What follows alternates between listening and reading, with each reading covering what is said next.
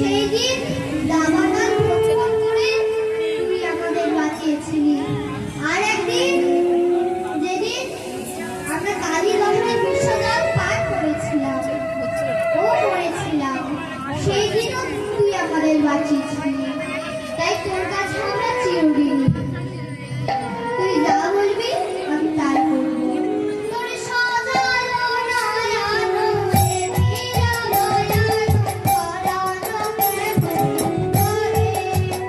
তোর সাজানো নয়ন মেঘিরা নয়ন পরানো কেমন করে।